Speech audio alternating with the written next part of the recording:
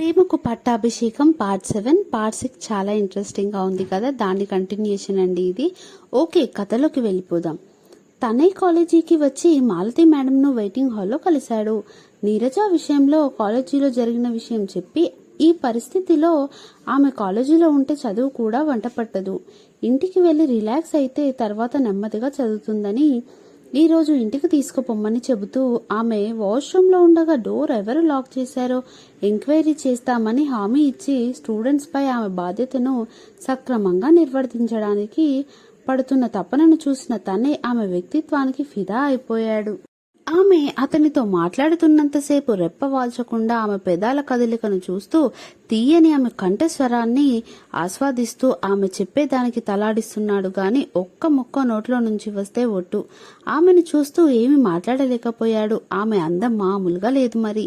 Sky blue colour georgette చీరలో matching ornaments తో దివి నుండి దిగి వచ్చిన దేవకన్యలా ఉంది.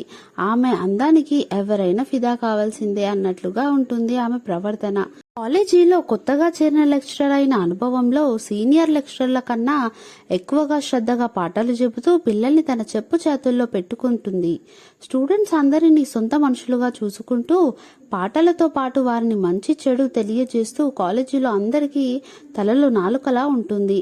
అందుకే కాలేజీ ప్రిన్సిపల్ కి స్టాఫ్ అందరికీ ఆమె అంటే ఎనలేని గౌరవం. తనయ్యతో కాలేజీలో జరిగిన విషయాలన్నీ చెప్పాక నీరజని పిలిచి, మీ అన్నయ్యతో ఇంటికి వెళ్ళు, ఈరోజు రెస్ట్ తీసుకుంటే నీలో ఉన్న కంగారు బెరకపోతుంది, ఈ విషయాలు ఇక్కడితో మాకు వదిలేసి హాయిగా రెస్ట్ తీసుకో అంటూ రేపటి నుండి కాలేజీకి వద్దువులే, ఆ పని చేసింది ఎవరో మేము తేలుస్తాం అని చెబుతూనే తనయ్యకి నీరజని అప్పచెప్పి బాయ్ చెప్పింది. బాయ్ మేడం అంటూ నీరజ కూడా ఆమెకు వీడ్కోలు పలికి తనయ్య బైక్ పై కూర్చుని వెళ్ళొస్తామని ఇద్దరు మాలతికి చెప్పి ఇంటికి వెళ్లడానికి బయలుదేరారు. మాలతికి చదవగానే ఉద్యోగం సంపాదించుకుంది. ఆమెకు తల్లిదండ్రులు లేరు, అన్నా వదిన మాత్రమే ఉన్నారు. మాలతి అన్నయ్య రఘుబాబు సిమిత్తం ట్రాన్స్ఫర్ మీద ఏ ఊరో వెళ్తే ఆ ఊరిలో అక్కడ దగ్గరలో ఉన్న కాలేజీలో మాలతి కూడా జాబ్ సంపాదించుకుంటుంది. రఘు సుజాత దంపతులకి ఇద్దరు పిల్లలు, అమ్మాయి కావ్య, అబ్బాయి అనిల్. ఇద్దరు స్కూల్ చదువులు చదువుతున్నారు. ఇది వారి సంసారం. ఇకపోతే ఇంటి దగ్గర నుండి కాలేజీకి వెళ్లడానికి స్కూటీ కొనుక్కుంది మాలతి. ఆ స్కూటీ మీద రోజు కాలేజీకి వస్తుంటుంది. ఎందుకో అమ్మాయిలు అంటేనే పడని తనయ్య మాలతిని చూసినప్పటి నుండి మందు తిన్న పాములాగా సైలెంట్ గా మందకొడిగా తయారై చురుకుదనాన్ని కోల్పోయి ఆలోచనలో పడ్డాడు. అతని గుండె వేగంగా లబ్డబ్ లబ్డబ్ అని కొట్టుకుంటుంది. ఏమి తినబుద్ధి కావడం లేదు తనకి. మళ్లీ మళ్లీ ఆమె రూపమే గుర్తుకొస్తూ ఆమెను చూడాలనిపిస్తుంది. కాలేజీ నుండి ఇంటికి వచ్చినప్పటి నుండి అతను ఈ లోకంలోనే లేడు.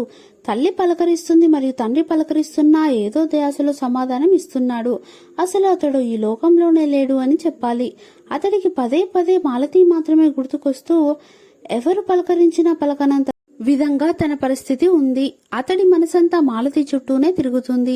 కొడుకు పరధ్యానంగా ఉండటం చూసిన తల్లిదండ్రులు వీడికి ఏమైంది అని బుర్ర బద్దలు కొట్టుకునేలా ఆలోచిస్తున్నారు. కానీ వాళ్లకు విషయం ఏంటో అర్థం కాక ఏమీ పట్టనట్టుగా ఉండిపోయారు. తర్వాతే నెమ్మదిగా విషయం తెలుసుకోవచ్చులే అనే ఉద్దేశంలో ఆ విషయాన్ని అక్కడితో వదిలిపెట్టి ఎవరి పనిలో వాళ్ళు నిమగ్నమయ్యారు. నీరజ మాత్రం కాలేజీలో ఉదయం జరిగిన సంఘటన తలుచుకుని భయంతో తనకు ఎవరు శత్రువులు లేరు, ఎవరు ఈ పని చేశారో, తర్వాత రోజు తను కాలేజీకి వెళ్ళినా ఈ రోజు తనని ఏడిపించిన మనుషులు తర్వాత కూడా తనని అల్లరి చేయకుండా ఉంటారా అని ఆలోచిస్తుంది. మాలతి మేడం రాకపోతే తన పరిస్థితి ఏంటి అని మనసులో తలుచుకుని ఆలోచిస్తుంటే భయంతో ఆమెకు నిద్ర రావడం లేదు. నీరజ గదిలో ఇంకా లైటు వెలుగుతూ ఉండడంతో అప్పుడే మంచినీళ్లు తాగుదామని హాల్లోకి వచ్చిన తన్నయ్య ఆమె గదిలోకి ప్రవేశించి, నీరజ నువ్వేమీ ఆలోచించక ప్రశాంతంగా పడుకో, మీ మేడం ఆ విషయం గురించి ఎంక్వైరీ చేస్తామన్నారు కదా అంటూ అప్పుడే నీరజ గదిలోకి వచ్చిన తనయ్య ఆమె పక్కనే మంచంపై కూర్చుంటూ ఓదారుస్తూ ధైర్యం చెప్పాడు. ఆ విషయం మా మేడం ఎంక్వైరీ చేస్తారు, నాకు ఆమెపై నమ్మకం ఉంది. కానీ నాకు అర్థం కాని విషయం ఏంటంటే కాలేజీలో నేను అందరితో బానే ఉంటాను, నాకు శత్రువులెవరూ లేరు, ఆ విషయం గురించి ఆలోచిస్తున్నాను అని తన మనసులో మాట తనతో చెప్పింది.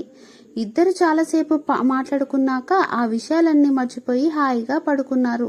మీ మేడం మాత్రం కాదు, నేను కూడా ఆ విషయంలో ఇంతటితో వదిలిపెట్టను, ఆ పని చేసిన వాళ్ళని కనిపెట్టి నీకు ఏ ఆపద రాకుండా చూసుకుంటానని మాట ఇస్తున్నాను అని ధైర్యం చెబుతూ ఆమె తల నిమిరి ఓకే గుడ్ నైట్ అని చెబుతూ తన గదిలోకి వెళ్ళిపోయాడు.